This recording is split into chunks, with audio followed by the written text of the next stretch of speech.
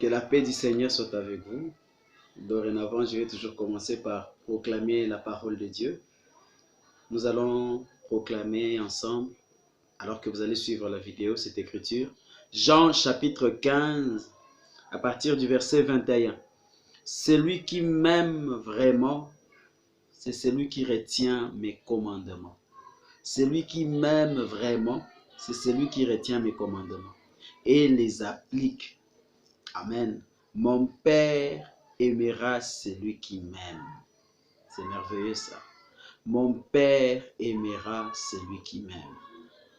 Moi aussi, je lui témoignerai mon amour et je me ferai connaître à lui. Moi aussi, je lui témoignerai mon amour et je me ferai connaître à lui. Amen. Alléluia. Sans commentaire, je recommence. Celui qui m'aime vraiment, c'est celui qui retient mes commandements et les applique. Mon Père aimera celui qui m'aime. Moi aussi, je lui témoignerai mon amour et je me ferai connaître à lui. Amen. Dis au Seigneur Jésus combien tu l'aimes. Seigneur Jésus, je t'aime. Oui, je t'aime. Ceci est ta parole. Je t'aime. Jésus-Christ de Nazareth, mon Seigneur, je t'aime. Alors que je vais réfléchir avec ces écritures et faire réfléchir aussi mes frères, bénis-nous au nom de Jésus-Christ. Amen. Que Dieu bénisse encore. Alléluia. Chaque samedi, je ne peux pas commencer à faire un enseignement, une prédication, mais simplement une réflexion. Je vais appeler cela dans la playlist Réflexion chrétienne. Vous avez droit, vous pouvez entrer dans mes playlists et vous verrez comment je suis en train de... Il y a des vidéos sur l'adoration, les actions des grâces. Que Dieu vous bénisse. Oui, cela est très puissant. Ce sont des choses très puissantes parce que nous sommes en train d'expérimenter des grandes choses par les louanges. Que Dieu vous bénisse richement. Et je vais faire aussi d'autres... Et dans mes playlists, il y aura des vidéos rassemblées sur la réflexion chrétienne. Voilà. Aujourd'hui, j'aimerais qu'on réfléchisse sur quelques écritures. J'ai 5 écritures ici. C'est la réflexion simplement. Il est écrit dans les livres de Proverbes 8. Proverbe 8, verset 12. Moi, je suis la sagesse, j'habite à côté de la réflexion. J'ai découvert la science et la circonspection. Amen. Alléluia. La sagesse habite à côté de la réflexion. Oui, nous avons le droit de réfléchir. Nous avons le droit de réfléchir. Amen. Et de réfléchir sur la parole de Dieu. Il s'agit de la réflexion chrétienne. Chaque samedi, tel que le Seigneur me conduira, j'amènerai une pensée, qu'on puisse partager une réflexion ensemble. Là, nous allons réfléchir. Nous allons lire Jean 1, 14 à 18. Le but de notre réflexion aujourd'hui, vous voyez l'écriture que nous venons de proclamer ensemble. Le Seigneur Jésus nous promet. Il dit que le Père aimera celui qu'il aime. Et celui qu'il aime, lui-même promet, je me révélerai, je me ferai connaître à lui. Et c'est sur ce point-là, la connaissance de Christ. C'est que tout chrétien doit activement chercher. Connaître le Christ. Nous savons tous qu'il est ressuscité. Mais dans notre vue, il semble très peu de chrétiens ont en vue la personne de Christ. Savoir que Jésus est ressuscité et il est vivant. Si les premiers chrétiens ont vécu des expériences où le Seigneur leur est apparu, c'est noble, c'est très noble que tout chrétien s'attende à une apparition du Seigneur, à une communication du Seigneur, à une expérience profonde et surnaturelle avec Jésus-Christ, sa personne. Amen. Je lis Jean 1. Le Seigneur Jésus est très important pour nous, plus que nous ne le pensons. Nous n'aurons besoin de le remplacer par personne d'autre quand nous comprenons qui il est pour nous. Jean 1, il est écrit: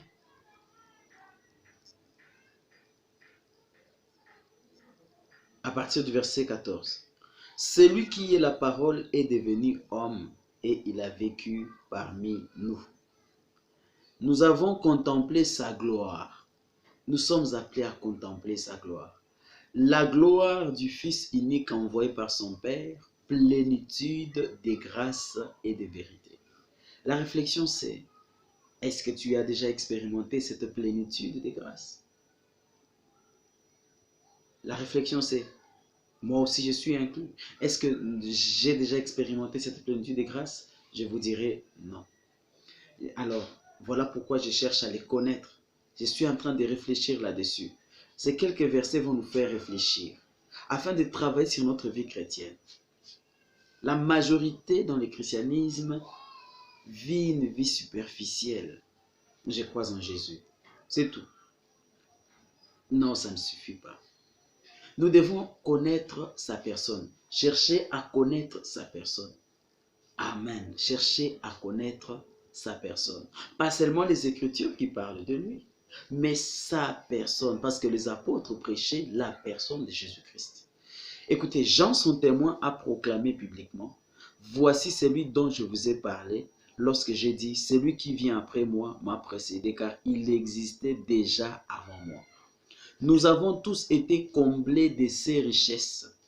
Écoutez ça. Nous avons tous, pas quelques-uns. Pas une personne particulière appelée messager ou une personne là, ou les pasteurs. Il est dit, nous avons tous été comblés de ces richesses. Voilà, nous voulons réfléchir. Si nous sommes tous appelés à expérimenter ces richesses, ça veut dire la majorité, en tout cas, vraiment les chrétiens courants, a simplement expérimenté le pardon de péché. Il a accepté Jésus comme son sauveur. Il est certain qu'il est sauvé. Mais il y a plus que ça. Il y a plus que cette grâce appelée le pardon de péché en Jésus-Christ. Et nous sommes appelés à expérimenter ces profondeurs. Amen. Nous avons tous été comblés de ces richesses. Il a déversé sur nous une grâce après l'autre. Écoutez cette écriture. Il a déversé sur nous une grâce après l'autre. Ou grâce sur grâce selon d'autres interprétations. Là, je suis dans ma Bible, Seigneur. En effet, si la loi nous a été donnée par Moïse, la grâce et la vérité sont venues par Jésus-Christ. La grâce et la vérité. Les Écritures nous aident à connaître les grâces que le Seigneur nous a apportées. Il est dit, personne n'a jamais vu Dieu. Dieu le Fils unique qui vit dans l'intimité du Père nous l'a révélé. Jésus n'est pas le Père, mais il est venu pour révéler le Père. Et il est assis maintenant même que nous parlons à la droite du Père. Ça veut dire connaître Jésus profondément, c'est connaître Dieu. Ainsi, nous devons les connaître. La réflexion est là. Est-ce que tu connais Jésus profondément? Est-ce que je connais Jésus profondément? Es-tu satisfait au niveau où tu te trouves? Es-tu satisfait? Certains de mes frères disent, toi tu cherches quoi frère? Tu cherches quoi? Il y a cette soif qui brûle. Il y a dans mon âme ce feu ardent. Et j'ai dit, je ne m'arrêterai pas. Alléluia. Connaître Christ. Quand j'ai lu une promesse dans la Bible et que je vois que je ne l'ai jamais expérimentée, je ne reste pas à l'aise. Je ne suis pas tranquille, j'aimerais l'expérimenter. Quand je trouve un chrétien qui expérimente déjà quelque chose que moi je n'expérimente pas, je ne veux pas être à l'aise. J'aimerais expérimenter cela. Si Dieu lui a donné, il peut aussi me les donner. C'est cela la réflexion. Nous aimerons connaître Christ. Tous les chrétiens dans le monde entier ne connaissent pas Christ de la même manière et pas au même niveau. Et comme il est dit là, c'est plénitude de grâce.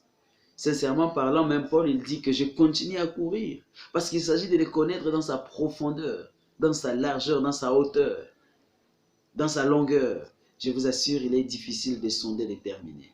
Mais dis-moi, le but de cette réflexion, c'est pour nous pousser, chrétiens, quel que soit ce que tu fais, tu dois chercher à connaître profondément la personne de Christ.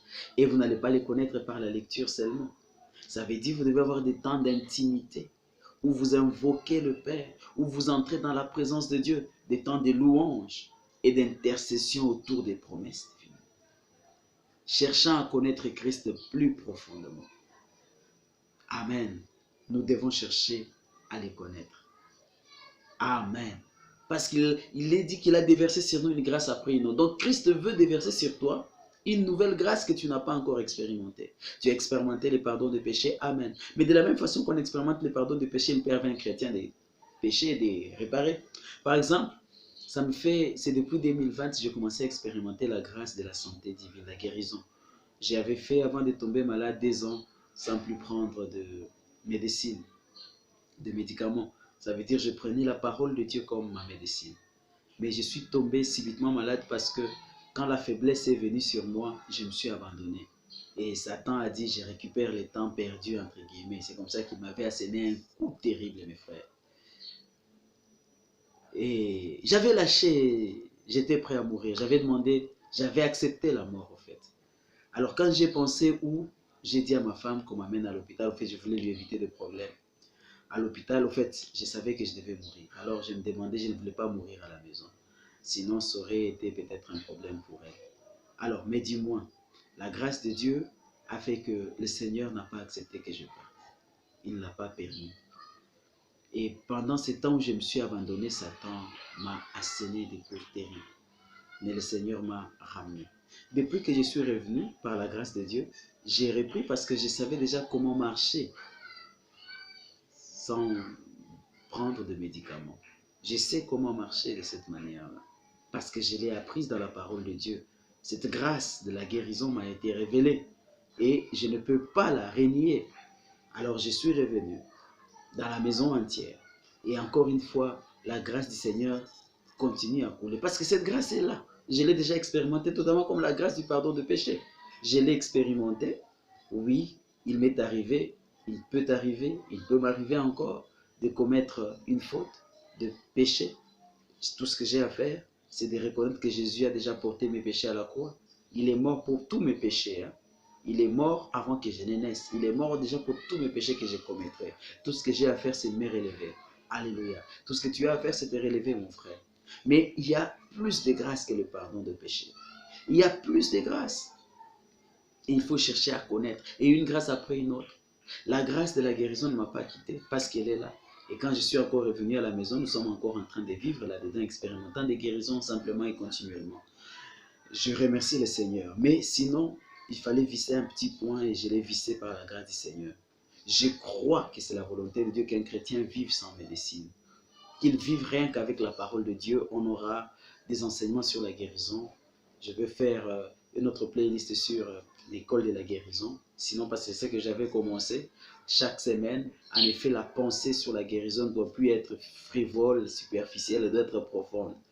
En effet, nous voulons vivre longuement pour le Seigneur et sans tomber malade. C'est possible parce que dans la parole de Dieu, il y a des gens qui l'ont expérimenté. Et puis, dans les temps, les années passées, il y a des gens qui l'ont expérimenté.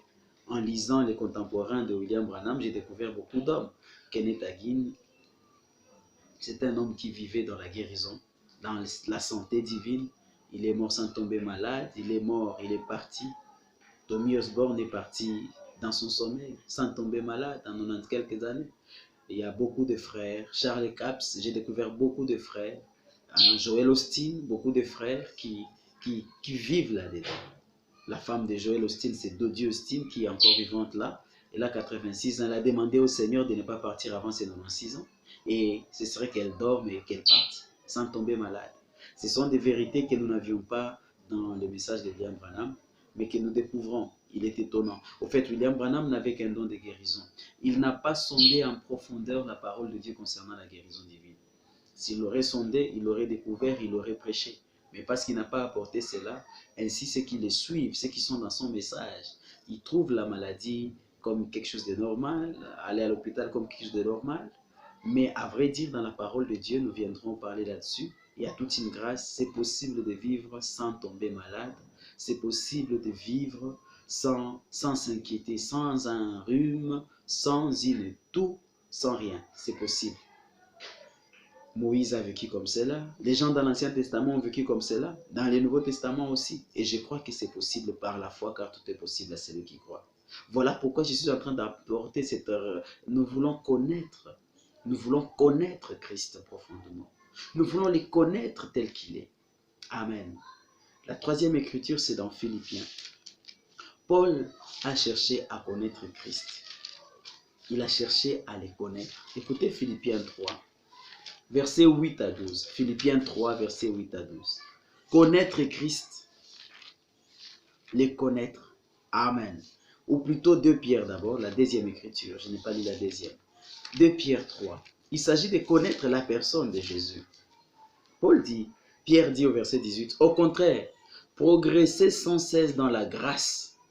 Progresser sans cesse dans la grâce. Ça veut dire, tu as expérimenté le pardon des péchés. Mais une virgule, merci Seigneur pour cette grâce. Mais il y a plus que ça. Tu expérimentes la sanctification. L'Esprit de Dieu t'a purifié au point que tu marches sans tomber maintenant. Tu es affermi dans la parole. Tu es vigilant. Tu discernes. Tu vois déjà de loin et tu évites le mal. Que Dieu soit béni. C'est une grâce. Mais ne t'arrête pas là. Progresse. La guérison divine, tu l'expérimentes déjà. Tu expérimentes ta guérison parce qu'il y a plusieurs qui ne l'expérimentent pas encore. Non seulement Dieu te guérit, mais tu expérimentes déjà quand même la guérison. Tu tombes malade, on invoque le nom du Seigneur sur toi ou tu invoques toi-même le nom du Seigneur, tu es guéri. Gloire au Seigneur. Si déjà c'est une grâce, c'est disponible, c'est possible. Mais il y a plus que cela. Il y a plus que cela. Dans la guérison, il y a la guérison divine, mais il y a la santé divine. On peut vivre sans tomber malade. Simplement en prévenant d'avance les maladies. Il est plus facile de prévenir que de guérir simplement. Alors c'est simplement ce que j'ai compris. Maintenant j'ai commencé à prévenir. Le Seigneur m'a révélé dans ma maison ici d'appliquer Jacques 5 continuellement. Chaque début de mois. C'est ce que j'ai commencé normalement à faire maintenant.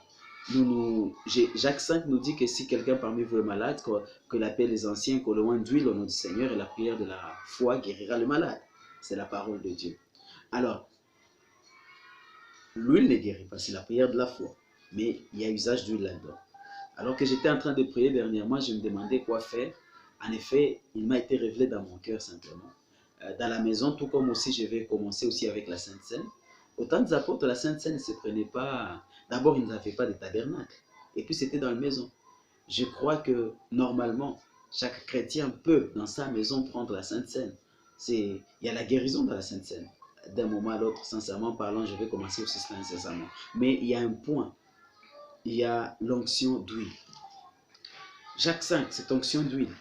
Alors, qu'est-ce que je fais? Chaque début de mois, nous nous oignons d'huile par la foi. Nous nous oignons d'huile par la foi.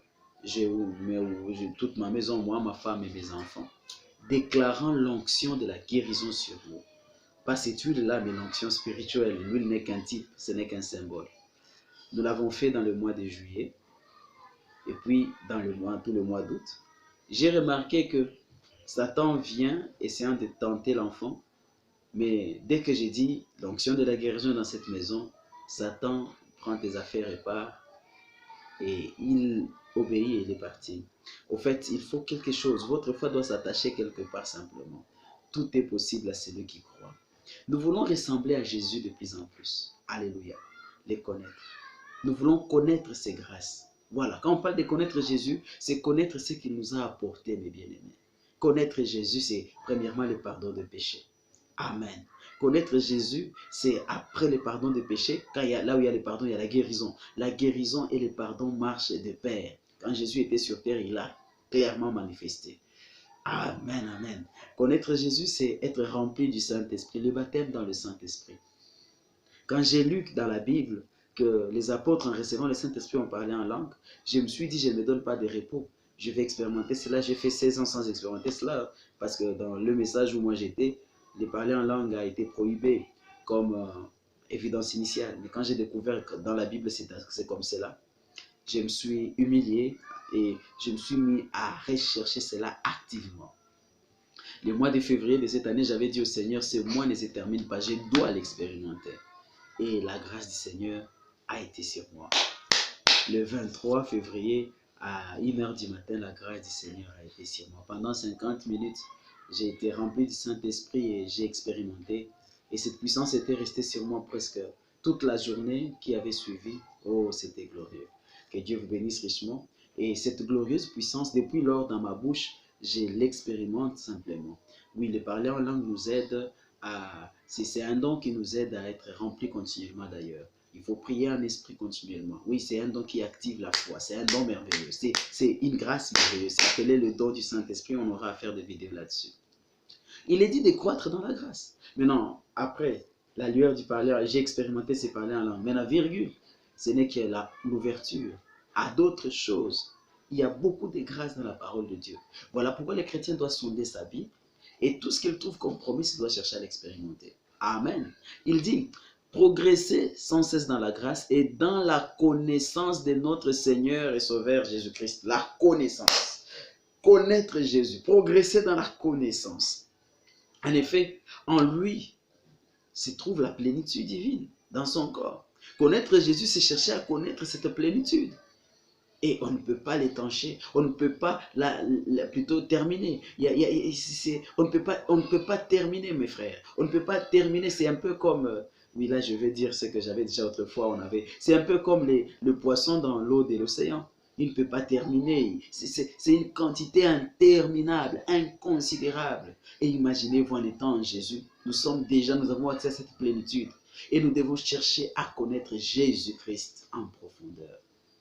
Que Dieu te fasse cette grâce. Que d'abord la soif naisse en toi, mon frère. Cette soif est en moi. Je suis en ce jour encore en prière en train de dire au Seigneur, révèle-toi à moi au-delà de ce que j'ai déjà. Oui, j'ai compris que quand tu penses déjà avoir quelque chose, alors là tu t'arrêtes. Et c'est là le problème avec beaucoup de mes frères qui sont restés de l'autre côté là-bas.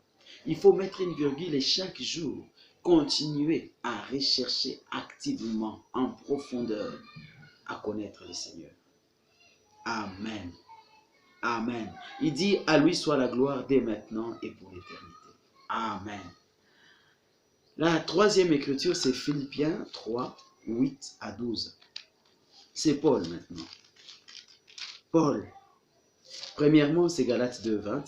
Permettez-moi. Troisième écriture, Galates 2, 20. Et puis on va lire Philippiens. Dans Galates 2, 20, Paul dit, j'ai vu maintenant.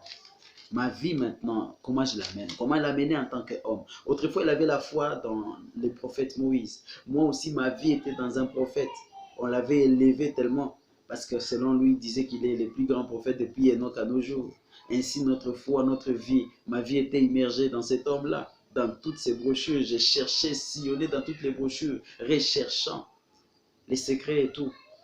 Or, si je pouvais sillonner ainsi la parole, la Bible elle-même, alors je me suis mis, autrefois bien sûr j'avais lu toute la Bible à 2-3 reprises, mais quand j'ai entendu un autre chrétien, par exemple Kenneth Hagin, avoir lu toute sa Bible, peut-être une affaire de 200 fois, le Nouveau Testament spécialement par exemple, parce que c'est là notre alliance. Oh mon Dieu, je me suis dit, oui Seigneur, plus nous lisons dans l'esprit de prière, c'est par l'écriture que nous découvrons les grâces, et les grâces nous les recevons par la foi, parce que nous sommes sauvés par grâce, moyennant notre foi. Donc nous découvrons la grâce et nous l'acceptons en Jésus-Christ, par la foi, et puis nous l'expérimentons. Regardez Galates 2:20. Il dit, ce n'est plus moi qui vis, c'est le Christ qui vit en moi. Amen. Jésus est ressuscité. Si tu peux permettre à Jésus de vivre sa propre vie en toi, si je peux permettre à Jésus de vivre sa propre vie en moi, ce que je suis en train de faire maintenant, c'est le niveau où je lui ai permis. Alors il m'a fait comprendre que je n'avais plus besoin d'un prophète aujourd'hui. Il m'a fait comprendre que William Branham était son enfant, mais il s'est laissé ensorceler, envoûté par un certain esprit, et cela l'a amené à la dérive. Voilà le problème. Mais qu'il entrera, il m'a dit cela, je le crois de tout mon cœur. 1 Corinthiens 3, Paul dit que l'œuvre de tout un chacun sera éprouvée par le creuset, le feu du creuset. Et que si l'œuvre ne demeure pas, la personne sera sauvée, mais comme au travers du jugement, mais il perdra sa récompense. Voilà ce qu'il en sera de William Branham. Mais dis-moi, la grâce de Dieu fait que William Branham sera de l'autre côté. C'est mon frère, je l'aime. Mais dis-moi, sa doctrine, oh là là, sa doctrine n'était pas biblique. Mais maintenant, je vous invite, mes frères, nous devons chercher à les connaître en profondeur, connaître Christ. Il dit, ce n'est plus moi qui vis, c'est le Christ qui vit en moi. Ma vie en tant qu'homme, je la vis maintenant dans la foi au Fils de Dieu. Et moi aussi, ma vie en tant qu'homme, j'ai résolu de vivre dans la foi au Fils de Dieu. Et c'est nous les chrétiens qui nous limitons. Quand un chrétien veut dépendre de la médecine, c'est lui qui se limite parce qu'il est capable de vivre sans médecine. Quand un chrétien vit il y a maintes manières, il y a maintes choses que nous tolérons dans nos vies. Nous sommes censés, au fur et à mesure que la grâce de Dieu se révèle, remplacer la grâce remplacer la loi par la grâce. Nous vivons par la loi, mais il faut la remplacer parce que Jésus nous a apporté la grâce. Toutes les lois humaines et les contraintes, nous devons les remplacer par la grâce et vivre dans le repos au fur et à mesure que nous avançons. Amen. Que Dieu soit béni. Il dit, je la vis maintenant dans la foi au Fils de Dieu, qui par amour pour moi s'est livré à la mort à ma place. Amen. Paul vivait dans la foi au Fils de Dieu. Il cherchait à connaître Jésus activement. Nous devons chercher à les connaître activement. Amen. Oh, c'est merveilleux. Alors, écoutez Philippiens 3. Ça souligne profondément qu'est-ce que cela veut dire. Philippiens 3, 8 à 12. Philippiens 3, 8 à 12. Il dit ceci. Je vais même plus loin. Tout ce en quoi je pourrais me confier, je le considère comme une perte à cause de ce bien suprême, la connaissance de Jésus-Christ mon Seigneur. Il dit qu'il a dû considérer comme de la boue tout ce qu'il avait comme connaissance autrefois. La loi et les prophètes. Afin de connaître Christ. Afin de connaître Christ. Moi aussi, je dois maintenant regarder. Voilà pourquoi j'ai libéré ma maison. J'ai libéré ma maison de toutes les brochures que j'avais, 900 et quelques que j'ai libérées, j'ai distribué. Et ce que j'avais sur téléphone, j'ai aussi supprimé simplement. En fait, le but est que je veux vivre par la foi dans le Fils de Dieu. Je veux vivre par la Bible parce que j'ai accès au Seigneur. Je peux prier et je peux le trouver. Alors lui, je lui fais confiance pour qu'il me révèle sa parole. La connaissance de Jésus-Christ est mon Seigneur. À cause de lui, j'ai accepté de perdre tout cela. Moi aussi, j'ai accepté de perdre le message de William Branham afin de redécouvrir Christ.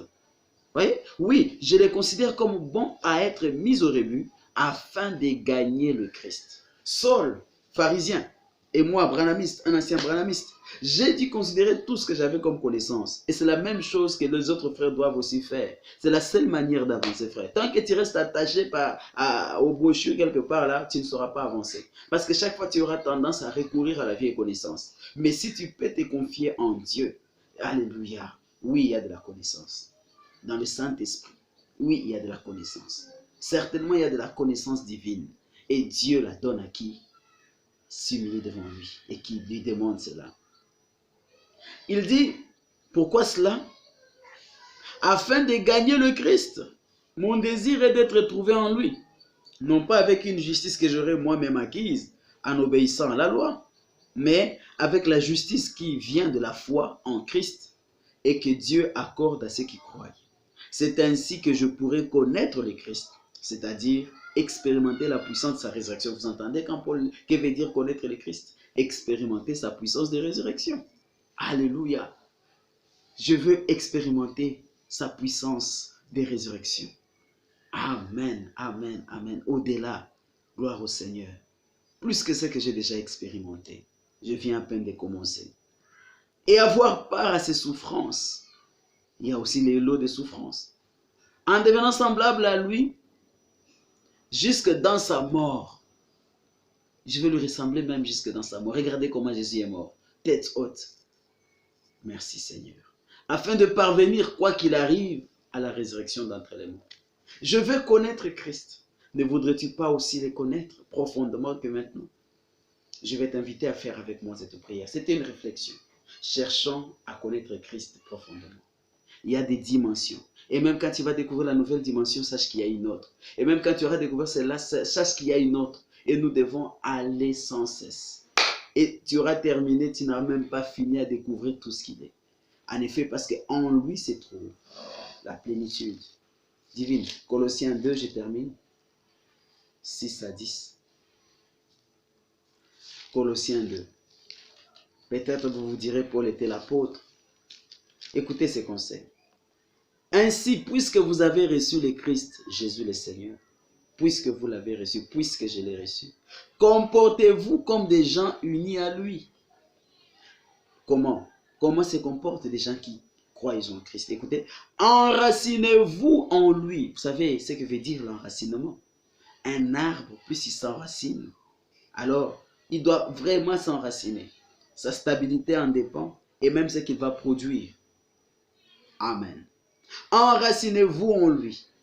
Construisez toute votre vie sur lui. Dans le message d'un homme, partout les gens sont dans un certain ministère. Ils construisent leur vie, entre guillemets, en Christ, mais autour de leur pasteur, autour de cet homme-là. Si cet homme s'éteint, oh, c'est la perte énorme. Mais si nos vies peuvent être enracinées et construites sur Jésus-Christ, attachez-vous de plus en plus fermement à la foi conforme à ce qu'on vous a enseigné. Agissez ainsi en adressant à Dieu de nombreuses prières, des reconnaissances ou des actions de grâce. Voilà pourquoi chaque matin, chaque soir, je suis dans les actions de grâce et j'essaie d'enregistrer. Le Seigneur m'a mis à cœur de partager cela afin d'aider les autres à savoir comment, alléluia, faire des actions de grâce, devenir des sacrificateurs devant Dieu. Que Dieu vous bénisse. Alléluia. Amen. Ne soyez pas achoppés parce que il se peut, pas il se peut, mais je commencerai aussi à rendre grâce en langue. Ne vous empêtez pas. Parce qu'il me dit, c'est cela que cela nous est donné pour glorifier Dieu. Je glorifie Dieu là, je ne suis pas à l'église, ce n'est pas en dehors de l'ordre. Je ne suis pas à l'église et c'est à la maison. Et puis j'incite aussi chaque chrétien à rechercher activement, à être rempli du Saint-Esprit et à avoir ces dons. C'est appelé la glossolalie, c'est comme ça que notre frère Noir, celui qui avait commencé l'œuvre à Souza, avait appelé ça la glossolalie. C'est merveilleux d'adorer Dieu en esprit, en vérité. Que Dieu vous bénisse richement. Mes frères, que Dieu vous bénisse richement. Que la paix du Seigneur soit avec vous. Alléluia. Amen. Veillez à ce que personne ne vous prenne au piège de la recherche d'une sagesse qui n'est que tromperie et illusion, qui se fonde sur les traditions toutes humaines, sur les principes élémentaires qui régissent la vie dans ce monde, mais non sur le Christ. Car c'est en lui, c'est dans son corps qu'habite toute la plénitude de ce qui est en Dieu. Et par votre union avec lui, vous êtes pleinement comblés, car il est le chef de toute autorité et de toute puissance. Jésus-Christ est le chef de toute autorité et de toute puissance. Le frère s'appelait William Seymour. Mes bien-aimés, c'est merveilleux. En Jésus, vous avez déjà tout. Tout ce qui est en Dieu se trouve en Jésus parce que Dieu a placé en lui toute cette plénitude. Voilà pourquoi on doit chercher à les connaître activement. On va prier ensemble. Tu vas demander au Seigneur plus de grâce. Père Céleste, accorde-nous de connaître Jésus-Christ et ton Fils tel que nous ne l'avons jamais connu. Accorde-nous, Seigneur, d'expérimenter au-delà de ce que nous expérimentons maintenant, Seigneur, la puissance de sa résurrection dans une phase tellement élevée et glorieuse. Puisses-tu accorder que nous nous perdions dans tes appartements, Seigneur. Accorde-le-nous, Père, au nom de Jésus-Christ. Amen. Amen. Alors, les grâces que j'ai expérimentées, le pardon des péchés, on va vraiment en parler, aider les autres. La guérison divine et aider les autres. Le baptême du Saint-Esprit et aider les autres, on va parler de toutes ces grâces. Parce que c'est grâce sur grâce. Que Dieu vous bénisse richement. Paix à vous. Amen.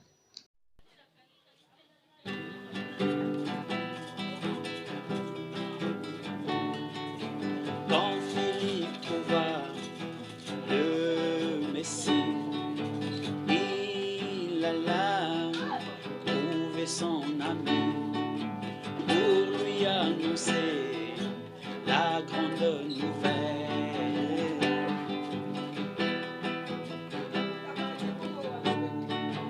Et Nathanaël, à son tour, s'est présenta devant le promis. Et le Messie discerna ses pensées. Nathanaël s'est prosterna et confessa